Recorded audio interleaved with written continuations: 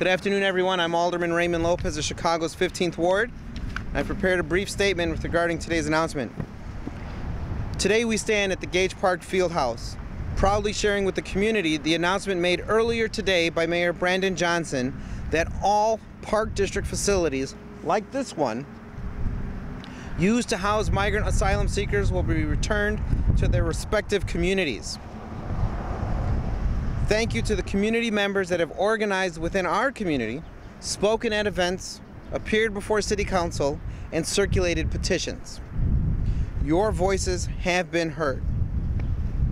10 months ago, while hundreds of migrant asylum seekers were left sleeping in police stations across the city, we stepped up here in the 15th Ward to help give them dignity and relieve pressure on the many police districts that were still housing them. I fully intended at that time that the Gage Park Center be a temporary shelter and had hoped that all wards would share in the burden this federal crisis had created in our own backyard. Sadly, that day never happened. However, our model of engaging with community, religious, and other stakeholders became a model for wards seeking to be a part of the solution. And Gage Park should be proud of that. There are limits to our generosity, though, as criminal activity by those growing restless within the field house grew. As we begin to see the removal of the migrant asylum seekers from the Gage Park Field House, I trust many of those crime categories that have risen over the last few months will subside. I will be in contact with CPD Superintendent Larry Snelling and my local commanders to discuss what we can do now, both in the short and long term, to bring public safety back within the surrounding area. This has not been an easy 10 months for our community or the city as a whole. Many politicians continue to play political ping pong with this broken immigration system. They proudly smile as individuals manipulate our asylum laws in the face of the undocumented who simply want a chance to be a part of the greatest country on earth. While today is a victory for the community, if Congress does not get its act together and do something right now, we could very well see a return of the buses and the shelters and the chaos that we have witnessed since August 2023. Today, my friends, the battle has been won, but the war is far from over. And with that, I will actually welcome some of our community residents who were here, who are actually responsible for showing up to City Council, circulating, and getting the word out within the community. Alderman, can you start? Do you have a timetable for when this will begin here and exactly how the process will work? So my understanding, as we were in discussion with the mayor's office last night, is that by the end of March, this shelter will be empty and they will be immediately beginning the process of renovating and repairing whatever damage is done inside and restoring it so that it is fully functional for spring programming this year. Has the mayor's office explained just how the decompression process is going to work? Because I know there was some commenting about trying to minimize disruption for people who have jobs or schools in the area. What can you tell us about how that's going to work? You know, that is still a part of the plan that we're trying to get answers to. You know, what I don't want to see is 350 people shown the door and they wind up right here in the field in tents. There has to be a plan, and I'm sure that the mayor's team has come up with one and we'll explain it shortly. But I think right now the fact that we have deadlines and timelines granted that we could hold the administration accountable to is a very good thing. That is more than we've gotten up to this point. And even so, as we speak, we still have community members who are circulating a petition to be given to the mayor's office saying that we want our shelter back. And I fully encourage my Gage Park residents to continue on circulating that, because we're not going to let today's announcement be the announcement that gives cover for the mayor to avoid having to address this. We have seen time and time again with this administration where, for example, with the evictions, a line was drawn, pulled back, drawn, pulled back, drawn, pulled back. We want this line drawn and maintained, and the community will stand with us to make sure that the mayor maintains that line. And it was just last week that were out basically calling on the city to return this field house to them. I mean, there's a lot of services, including for folks with, disabilities that are no longer provided in the neighborhood because of the loss of the field house. It must be very gratifying to see that come back. I'll defer to the community that wants to answer that one. Okay, could you repeat the question, please? Well, let me ask you, first of all, let me have you say and spell your first and your last name. Okay, so my name is Lawrence Jones, Lawrencejones. Why don't you talk to us about what services you used here at the field house that you're happy to obviously be able to see come back? Well, I mean, the biggest one is the one with the people with special needs, that they use the park house as their, probably many of them, as their only outlet to socializing with others. And that was a big one. It's a really big one. There's a swimming pool that our kids have not been able to use.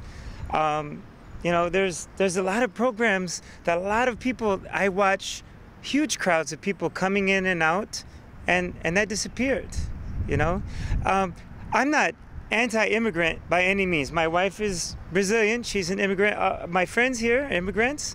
The problem is that we're bringing people over here that have no background check. We have no idea who they are. Somebody was murdered over here, right across the street. My kids can't go outside. Nobody's kids can go outside. This park has, they come in clean, like everybody's not here today because you guys are here, but they're parking on the side of the streets where our neighbors park.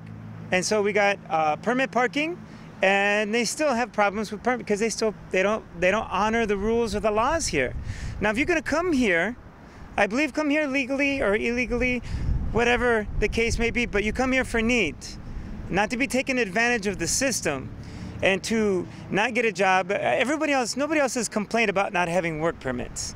Everybody has found a job that's come over here. And I am, like I said, 100% pro-immigrant. But this has gone on long enough. These people are so far disrespecting, stealing our mail, urinating in front of the gate, in front of my daughter, who called my wife. It's like, what's this guy doing over here? And he was looking through, he was trying to get into the house. This is not respect. And none of these people over here understand what that is, and maybe they should go back home. That's all I have to say. Thank you. Are you relieved that the mayor has come through with a plan? No, you know what? This is the thing. Like I said, we need to have background checks. These people who have criminal backgrounds, everybody that's over here, now we have rights, we can get guns, we can hold guns. That's a perfect storm waiting to happen.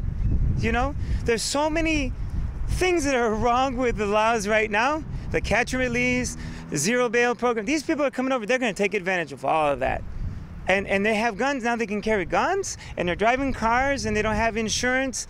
This is not how things used to be, And he needs to check everybody that's here. And the people that are not here for any good need to be sent back. They need to be out of here, out of the city. We don't need them we don't need any more problems than we already have. That's what I feel. Thank you, sir. I'm sorry about the interruption. No worries. Does anyone else want to? You want to do it in Spanish? Yes. Yes. Thank you to all to be here. Voy a hacer mi statement in Spanish. Say your name. Say your name. My name is Juana Galán. Yo soy una de las vecinas que está enfrente del parque. Esta es mi calle. Yo vivo de propia mano todo lo que ha pasado. Y aunque sí es un avance que tengamos una fecha límite, como dicen en México, hasta no ver, no creer. No vamos a estar contentos hasta que estemos realmente seguros y que el parque sea nuestro. De lo contrario, vamos a seguir haciendo ruido hasta que nos escuchen. Qué bueno que ya está en papel, qué bueno que ya tienen una fecha, pero si no lo cumplen, de nada sirve que esté en papel. Entonces, les quiero agradecer a todos que están aquí y pues que nos sigan poniendo atención hasta que esta situación llegue a donde tiene que llegar. Gracias. Bueno, explícale Escuché que dijiste México y me imagino que eres mexicana también. Sí. ¿En qué forma te afecta que ellos estén acá? Ponme eso en contexto para que la gente que no vive acá lo pueda comprender. Claro que sí. Para empezar, mis hijos ya no pueden andar en bicicleta aquí por el tipo de personas que se juntan justo en esta banqueta. Lamentablemente el uso de drogas es algo diario. Mis hijos solían venir a bicicleta aquí, ya no lo pueden hacer. Tengo un niño de 4 años que solía ir al playground, ya no lo puede hacer. Tengo un hijo de 14 años que, como les digo, solía venir en bicicleta a practicar con sus amigos y ya no lo puede hacer. Mi casa tiene una propiedad bastante amplia, pero mis hijos no pueden salir a la yarda porque se quejan del olor a marihuana, algo que antes no pasaba. Ciertamente, como lo dije en la Junta del Concilio, tal vez el vecindario no era el mejor antes, pero definitivamente ha empeorado y por mucho. Entonces, se roban los paquetes, se estacionan en la calle donde no hay permiso, dejan basura, innumerable tipo de basura, por no ser más específica, pero nos ha afectado en muchos aspectos. Inclusive no sé si se den cuenta que nuestra única tienda del dólar que teníamos cerca la cerraron, tiene semanas cerrada por delincuencia. La Walgreens que está en la Ket sí tiene los refrigeradores de cerveza encadenados, algo que en mis 11 años de vivir aquí nunca había visto. Entonces, tal vez sea una coincidencia, pero es demasiada coincidencia. Juan, ¿hablas inglés? Un poco. Can you convey a little bit about what you were just saying in Spanish, just in terms of you don't quite trust that the field house is going to be returned to you? Yeah, like I was saying, like it's good to know that it's in paper, that it's in writing, but until we have all these people gone, we can't trust the paper. You know, like I'm not sure that is enough right now. It's good that they have a plan right now, but it's not enough. We have to see the results. I think that's the more important thing, because I can write anything on paper, but if I'm not going through, it doesn't matter. So you just don't believe in the city? Honestly, at this point, I don't. And I'm pretty sure I'm not the only one. Did you use the field house as your child? Yes, we used to go to the playground. We used to go to the pool, and we can no longer do it. So how is that impacting? Obviously not having, something to do for your child. Well, it's frustrating, that's the least I can say. It's frustrating to have the service that as a taxpayer I should have, and I couldn't use it, and it's frustrating that I'm right across the street and I see everything firsthand, and I call the police and nobody is showing, and I can't do anything about it. That the field house won't be returned at all, or that it won't be as it was? It won't be as it was for sure, and also they probably will do something about it, but I doubt that it's in the time they say they will. In what aspects do you think they might not change? Because if they don't have a specific plan for these people, like my neighbor said, we will see them outside. Even if they're not sleeping inside, they will be out here, because this is what they know. This is what they do all day. So if they don't have a job, if they don't have a safety place to be, they will be here still. So I really don't think that it will be the same. You don't think they'll be moved to the shelters? Because that's what the city is saying. They might move to the shelters, but again, yeah, they will come back here, because this the area they know, and here's when people know they're selling their food or whatever, so they will be here. So that's my thought. How do we spell your name, Juana? Juana,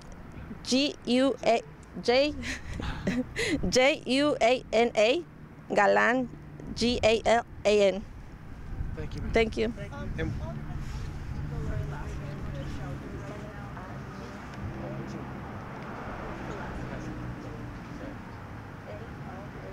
So, as of, hold on one second.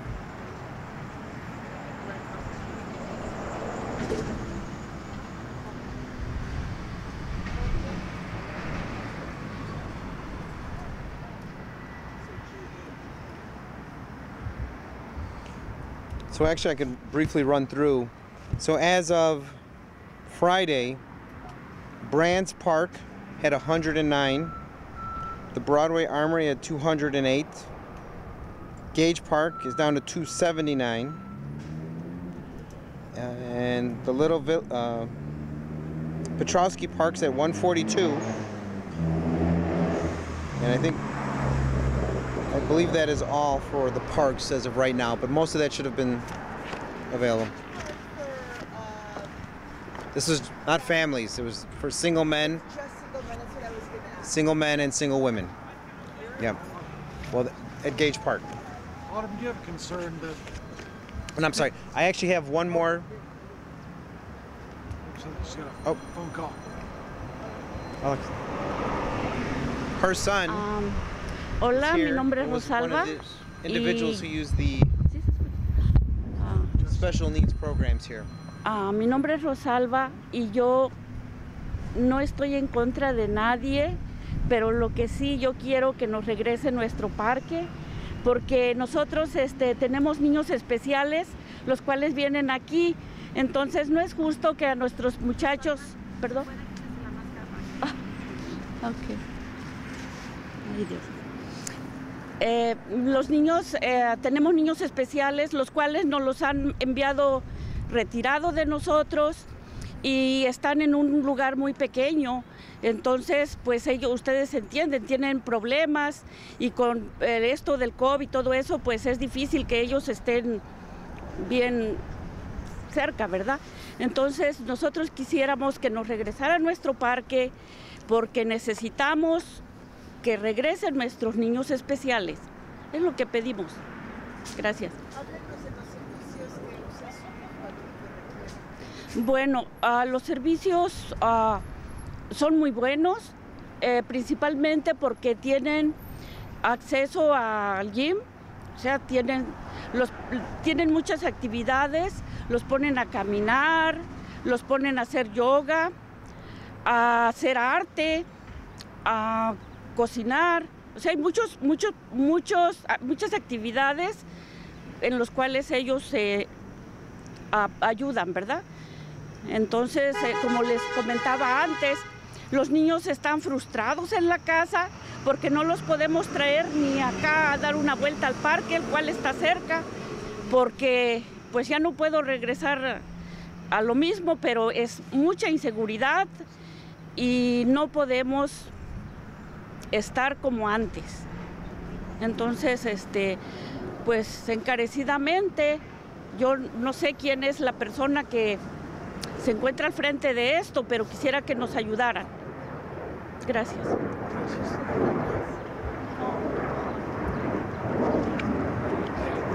Oh, do you want to? Go ahead.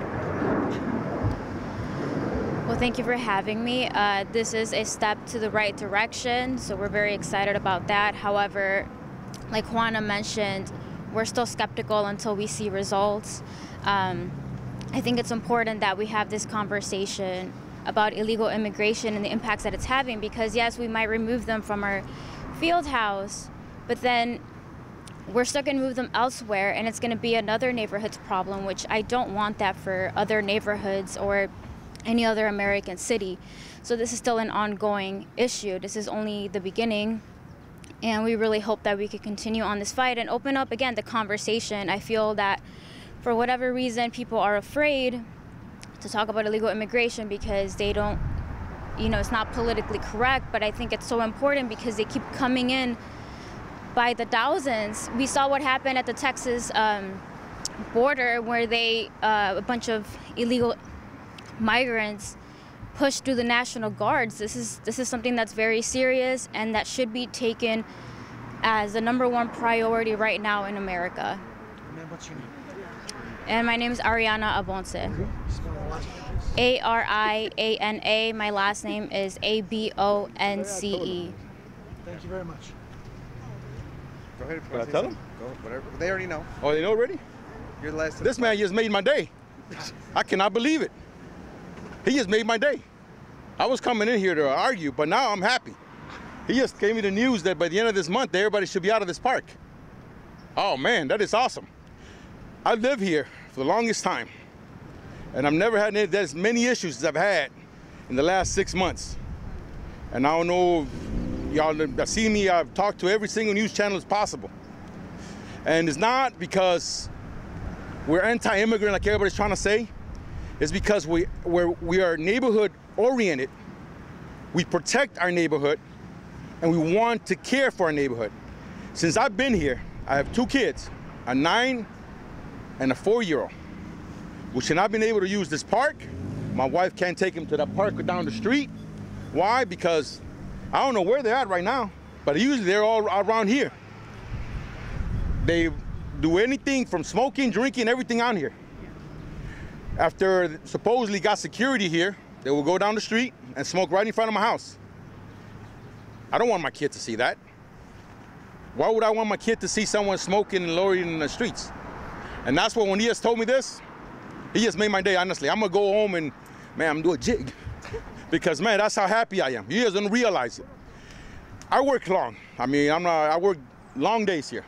I get home, they don't have no place to live, but they have cars. You get here, you come here at night, 10, 10:30, 11 o'clock, there's no parking in this block. I have a senior citizen that lives 2 houses down from me that I literally will have to come out and help him save a spot for him, so we have to park 2 blocks down the street and come here and walk. Literally, he cannot even walk. That's how bad he's felt. But no one cared about him. No one listened to him.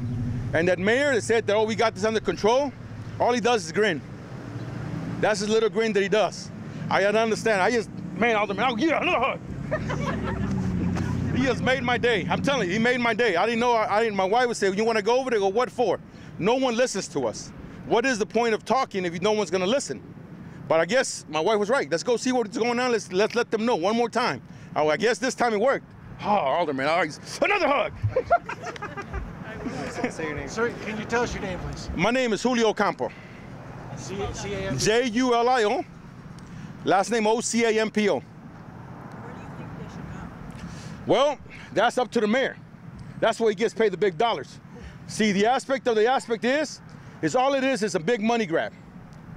Everybody says they're not getting any money. So where are they getting things to buy cars from? Seriously. I mean, think about this. You know how much I spend in groceries right now? I spend literally $300 in groceries. $300. Why? Because I have 2 growing kids and I have a wife that depend on me. I go to work every day. You think they're gonna move out if you keep on giving them money? I'd be foolish. I even told my wife we should go move in there. Then I don't have to pay $300 for 1 week of groceries. Everything's cost is high right now. I had literally got a raise at work and my wife said, oh, it should be good. You got a raise. I said, have you been looking at things, how high they are? $300, 1 week of groceries. Now let's see the mayor. Does the mayor care about me? No. Because if he really cared about me, he would be like, Julio, here's $300 for your groceries this week. No, I have to get up every morning at 5 in the morning, go to work. Every morning and every night come and fight for parking on the taxes that I pay, on the permit parking that I have, they don't respect. See, everything's based on respect. If they will find a way to respect, I grew up as an immigrant. I came as an immigrant when I was 4 years old. My mother told me, as you come to a different country, you gotta learn how to respect things. The people around you, you respect. You work hard for what you have. I've worked hard for it, and I've gotten to where I'm at. I'm not exactly on the American dream yet, but I'm still working on it. But I'm not dependent on someone else to give it to me. If you were in charge. If I was in charge, I theoretically would say, listen, first of all, we have to control the border, because you just can't let, how many years have we always fought about, we got to protect the border, protect this, protect that. All of a sudden, y'all want to do it in 1 year? It can't be done. Everybody's going to throw the blame, put the blame on somebody else. Oh, so-and-so should do it, so-and-so should do it. But no one's going to do it because all a money grab. When everybody realizes that everything that happens because so-and-so, all those aldermen that say, oh, we shouldn't evict them. Why? Because they're getting a cut of the pie. I assure you, if I was getting a cut of the pie, I'll probably be told, oh, you know what, I think I could put up with it for another month. I'm getting some money out of it. That's all it is. It's big money grab. Sí, señor. ¿Tu reacción al escuchar la noticia de hoy? Oh, me hizo feliz. Hasta le quiero dar otro abrazo al Alderman. Pregúntele cuántas veces ha ido a su oficina a reclamar. Tengo video donde están rodando drogas ahí mismo, fumando marihuana. Tengo todo eso, todo lo pasado enfrente de mi casa, tengo todo grabado. Es cosas que ha vivido por 6 meses. Tengo 2 niños chiquitos, yo no quiero que vean eso. Tan chiquitos, pero lo primero que preguntan, ¿qué están haciendo? En esa edad los niños son curiosos, quieren lo que ven, quieren hacer. Por eso tiene que uno tener cuidado de lo que ve y hacer. Van al parque y tenían condones todos tirados ahí en el piso. Eso no es cosa para los niños, para ver. Los niños tienen que disfrutar su vida. Si usted no disfruta su vida de chiquito, ¿cree que la va a disfrutar cuando esté grande? No, porque no aprendió cómo ser un niño. Primero tiene que aprender a ser un niño, luego a ser un adulto. Gracias a mi abuelita, a mi mamá y todo eso, me enseñaron los valores de vivir. Me enseñaron que tenía que respetar cuando vengo a otro país ajeno. Porque este era un país ajeno para mí cuando yo llegué. Pero gracias con los valores que me enseñaron, aprendí a nacer y a ser un buen hombre. Sí, soy ciudadano. Sí. Platícame cómo afectó a tu familia no poder usar este parque, de qué forma los ha afectado y todo eso. Mi esposa no podía, se enfermó de estrés porque no podía salir de la casa, porque los niños tenían que estar en la casa, porque si no estaban allá, estaban todos sentados aquí. Eso causa estrés. No puede estar encerrado en una casa todo el tiempo. Y pasó en el tiempo del verano, cuando los niños están en vacaciones. Tenía que agarrarlos y llevarlos a otro lado, a otro parque. Ya cuando regresábamos, no había parqueadero. Ahora tenemos que pagar 3 cuadras para abajo. Y con ella, yo estoy trabajando, ella tiene los niños. ¿Y qué pasa? Si a quién le pasa algo a ella, ¿a quién le voy a culpar? Porque ahora no tengo lugar donde se vengan a poner para parquearse. Es la cosa, que gente no... El alcalde siempre dice, oh, tenemos un problema. ¿Sabe por qué está preocupado? Porque viene el vicepresidente y la presidencia viene acá en el verano. Y por eso están tan preocupados. Si este año no fuera año de elección, le valiera madres a él. A él todo lo que le importa es cuánto dinero va a sacar al fin de su término. ¿Cómo estaba endrogado cuando entró él? Debía tickets que tuvieron que pagar. ¿Ahora se preocupa de nada? No, porque ya tiene su dinerito guardado. ¿Se acuerda cuando acabó el COVID? Cada persona, es lo que dice el alcalde que cada persona cuesta. ¿Dónde te va esos $3,000? Porque si se entra allá adentro no tienen lujos. ¿Quién está agarrando ese dinero? Son las preguntas que tienen que preguntar, pues nadie las pregunta. A mí uno tiene que ser tonto o tener un ojo cerrado para no darse cuenta que dinero se están robando. Y yo otro estoy pagando $300 a la semana para darle de comer a mis niños y trabajar todos los días. Eso es lo que me hacía enojar, eso es lo que me fastidiaba, porque yo veía todo lo que estaba pasando y lo que estaban dando. ¿Cómo la gente se va a salir a hacer sus propias cosas si le están dando todo? A mí no me dieron todo. ¿Sabes cuántas veces tuve que comer puro frijol y tortilla? ¿Cuántas veces? No, que me quejé. Es todo lo que tenía mi familia.